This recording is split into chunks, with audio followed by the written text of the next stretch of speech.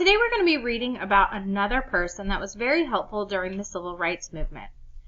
We've already talked about Jackie Robinson and Rosa Parks, and today we're going to talk about Thurgood Marshall. So this book right here is a biography. That means that somebody else wrote about him. It says down here that Thurgood Marshall was a fighter for equality. Equality has the word equal in it, so that means that he fought for people to be treated equally.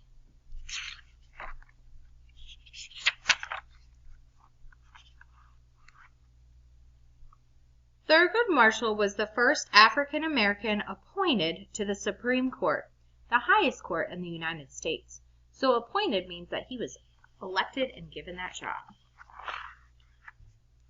Thurgood was born in 1908. He lived with his mother and father and his older brother in Baltimore, Maryland. Thurgood's parents wanted him to be a dentist. They wanted his brother to be a doctor. So we'll have to see if he decides to be what his parents wanted. In Thurgood's neighborhood, white and black children played together, but they had to go to separate schools. This was called segregation. Thurgood not only couldn't go to the same school as white children, he had to sit in a special place on a trolley car. And even at the ballpark, Thurgood felt bad about this, but his parents told him that he was as good as anyone else. So you can see during this time that whites and coloreds had different places that they would go. Colored meant anybody that had darker skin, like a Native American, African American. So people with darker skin were considered colored, and people wanted them to be separated. Although Thurgood was a bright student, he was always getting in trouble at school. His teacher often sent him to the principal's office. The principal would make Thurgood stay after school to read a copy of the Constitution of the United States. The Constitution tells how the country should be governed. In time, Thurgood knew it almost by heart. So he's going to know a lot about the Constitution and how our government works. So I wonder if that's going to change what his career might be. Do you think you could handle that as a punishment? As Thurgood got older, he became interested in law. He and his father would go to the courthouse to watch trials. At dinner, Thurgood and his family would talk about the trials they had seen. So a trial is when somebody goes before a judge and their case is heard.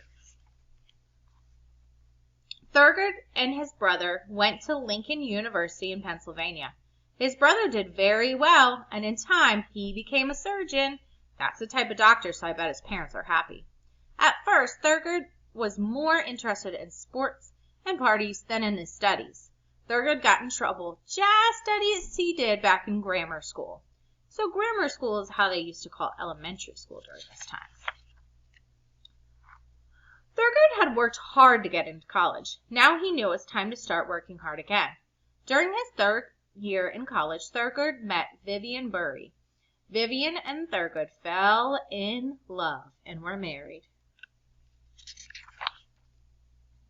Thurgood decided to become a lawyer. He applied to law school at the University of Maryland, but the school turned him down because he was black. This unfairness just keeps going through his life. I wonder if this is going to change about how he wants the future to be. So Thurgood went to Howard University in Washington, D.C. instead. Thurgood graduated from law school in 1933 at the top of his class. Now, I'm wondering how old he was. So I'm going to go back to where I know he was born. He was born in 1908. And he graduated from college in 1933. So I could take the year 1933 minus 1908.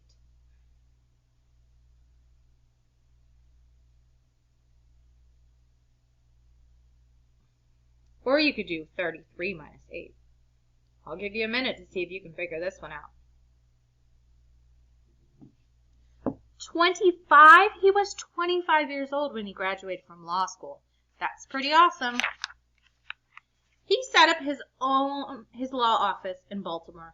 One day, a man named Donald Murray came to see Thurgood. Like Thurgood, Donald had been turned down at the University of Maryland Law School. Could Thurgood help him? Thurgood decided to take the University of Maryland to court. Thurgood argued that because the state of Maryland only had one law school, Donald was being denied an equal education. What do you think? He had no other choice in the state of Maryland to go to school. Is he being treated equally? Thurgood won. The university accepted Donald Murray. So he was the first African American man to go to that university, and Thurgood helped him do that. That's amazing. Thurgood began to fight other states to end school segregation. He said that African American children weren't getting the same chance for an education as white children. As an NAACP, National Association for the Advancement of Colored People lawyer, he traveled far and wide to fight segregation. So he wants it to end. He wants our classrooms to be like they are today. In 1952, Thurgood fought his biggest battle. The case was called Brown versus the Board of Education. Oliver Brown, a black railroad worker in Topeka, Kansas, was angry because his daughter was not allowed to go to the all-white school near their home. Oliver Brown decided to sue the Topeka School Board. So she actually had to travel to a school that was farther away so that she could attend an all-black school. You'll learn a lot about this time period in 4th grade. Thurgood's battle took a long time. Finally, in 1954, the Supreme Court voted that school segregation was against the law. No one could force black and white children to attend separate schools, and Thurgood Marshall was there helping fight this case. Thurgood continued his fight against all types of segregation, in public parks, on public transportation, even at ballparks. In 1964, the Civil Rights Act was passed. It said that every American should receive the same or equal treatment regardless of race, gender, or color. Segregation had finally ended, and he helped us get to that point. In 1967, President Lyndon B. Johnson asked Thurgood to be one of the 9 judges on the Supreme Court. Thurgood was the first black person to become a Supreme Court judge. Man, his hard work paid off.